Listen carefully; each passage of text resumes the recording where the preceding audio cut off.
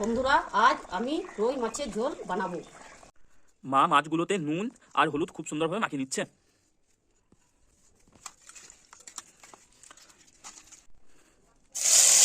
মাছগুলো খুব সুন্দরভাবে ভেজে নেবে। বন্ধুরা, ভিডিওটা ভালো লাগলে সাবস্ক্রাইব করে পাশে থাকবেন। মা জিরেগুলো বেটে নিচ্ছে। মা আদাটা ভালোভাবে বেটে নিচ্ছে। টমেটো আর সেদ্ধ আলুগুলো মা কেটে নেবে।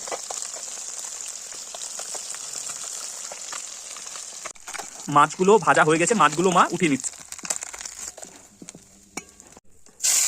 মা ফার্স্টে টমেটোগুলো তেলের মধ্যে দিয়ে দিচ্ছে। এরপর সেদ্ধ আলুগুলো মা তেলের মধ্যে দিয়ে দিচ্ছে। মশলা বাটাটা মা সবটাই দিয়ে দিচ্ছে। ঝোলের মধ্যে মা মাছগুলোকে দিয়ে দিচ্ছে।